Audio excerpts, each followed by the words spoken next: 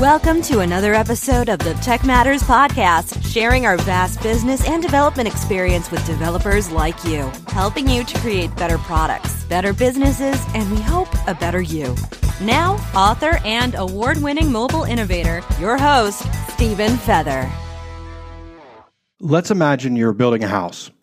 You spent years looking for the right piece of land to build on. You've spent months browsing house plan books, looking for just the right layout that will fit both on your land and meet your needs. You've spent weeks with your significant other, looking at exterior finishes, paint samples, carpet samples, imagining what they would look like in your new home. You've gone to the bank, you've applied for the loans, you finally close on the property. You have the blueprints in hand. You choose the contractor. The day comes to start the foundation. You meet the contractor and his team at the site. Today, they are going to set the forms for the foundation. The building process is about to begin. All of your time spent planning is about to become a reality, going to be fulfilled in the completion of this home. Hey, you have a hammer I can borrow? What the heck? The builders are asking to borrow a hammer? You thought these were professionals. You need tools. Face it, you need tools. I continue to see way too many articles today that mirror articles from the last 10 years in mobile design, that mirror the flawed ideas of the 10 years before that. The idea that for some reason, developers do not need tools. You don't need an iPhone to build mobile apps, they say. Just use the simulator.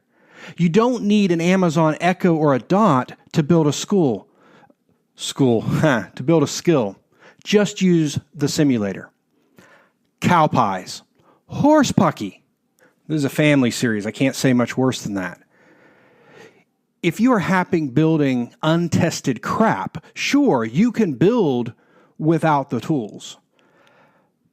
But if you're a professional, if you expect others to see you as a professional, someone who can affirm that the products they've built work in the environment it's supposed to, you'll be buying tools.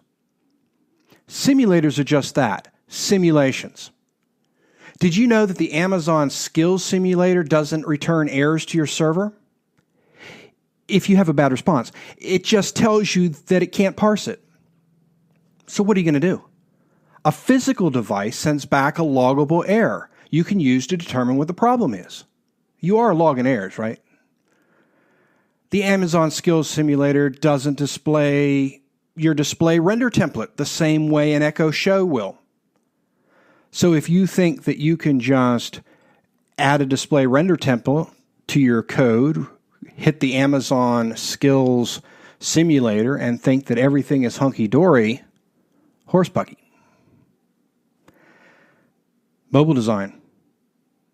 If you are faking the capture of a camera image through your iOS app on the simulator, that doesn't allow you to consider focal distance or zoom when it comes time to actually display your image on the screen with, let's say, an overlay.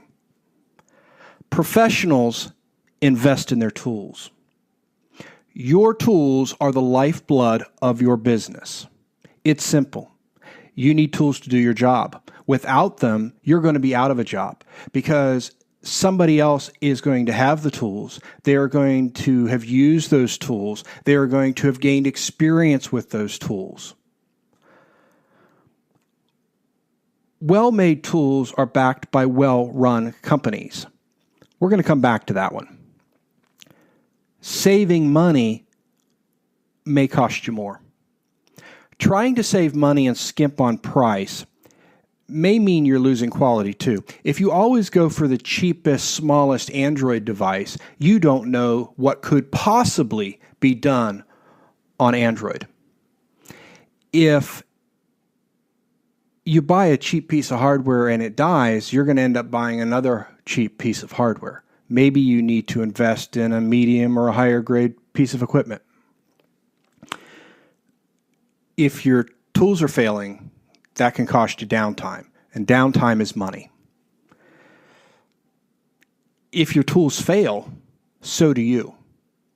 If you're always cheaply testing on the lowest common denominator Android or iOS hardware, and sometimes your client market may be that, when those devices don't behave the way modern devices do, your code may have been written for old pieces of hardware. Maybe you need to update. Maybe your clients need to update. When your tools break or break down, you're stuck without them. You may end up using a backup that probably doesn't work as well either. Low quality tools cost you more than just the sticker price. They cost you time too. Going back to my third point, that well-made tools are backed by well-run companies. In the era of startups, every time you read TechCrunch, there's something new. There is a new competitor to GitHub. There's a new competitor to Bitbucket. There's a new competitor to this cross-platform framework, to that cross-platform framework. There's a new competitor for this library.